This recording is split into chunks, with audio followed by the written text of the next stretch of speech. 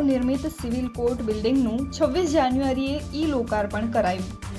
હાઈકોર્ટના chief justice માનનીય સુનીતા અગ્રવાલજીના વરદ હસ્તે લોકાર્પણ થયેલ સિવિલ કોર્ટ બિલ્ડિંગ અંદાજિત રૂપિયા 6.50 કરોડના ખર્ચે અત્યાધુનિક ટેકનોલોજી સાથે તૈયાર થયેલ છે, જેનાથી લોકોને સુવિધા સાથે ઝડપી ન્યાય મળી રહેશે.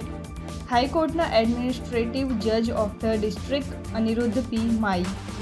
હાઈકોર્ટના માનનીય એડમિનિસ્ટ્રેટિવ જજ ઓફ ધ ડિસ્ટ્રિક્ટ અનિરુદ્ધ પી માઈના અધ્યક્ષ સ્થાને આજે તારીખ 27 જાન્યુઆરી 2024ના રોજ પ્રિન્સિપલ એન્ડ ડિસ્ટ્રિક્ટ સેશન્સ જજ શ્રી એન.બી. પીઠવા, ધારાસભ્ય મોહનભાઈ કોંકણી, ઇન્ચાર્જ કલેક્ટર અને જિલ્લા વિકાસ અધિકારી વી.એન. શાહ, જિલ્લા પોલીસ વડા રાહુલ પટેલ સહિત બાર એસોસિએશનની ઉપસ્થિતિમાં વિધિવત કોર્ટ બિલ્ડિંગનો શુભારંભ કરાયો હતો.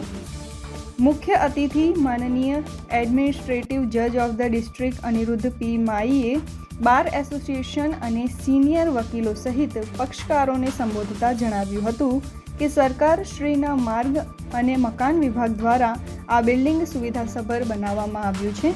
સાક્ષીઓને ઊભા રહેવું ન પડે. વધુમાં પક્ષકારો સુમેળભર્યા વાતાવરણમાં સમાધાન કરવા ઈચ્છે તો તે માટે અલગથી મીડિયેશન સેન્ટર પણ બનાવવામાં આવ્યું છે.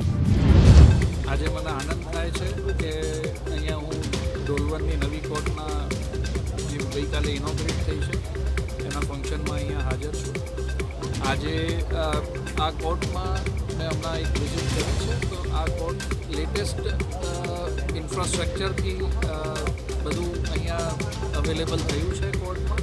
ડોલવણ માટે આ એક બહુ સ્પીડી જસ્ટિસ કે ડોલવણના જે લિટિગન્ટ્સ છે, જે પબ્લિક છે, એમના માટે એક બહુ મોટી ફેસિલિટી છે.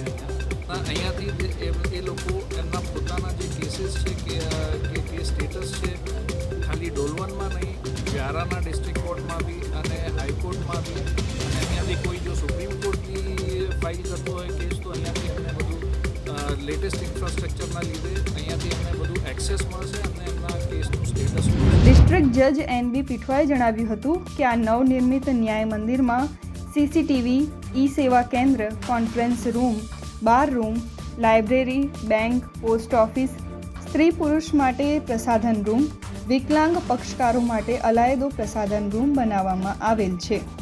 તાપીથી વિકાસ શાહનો રિપોર્ટ.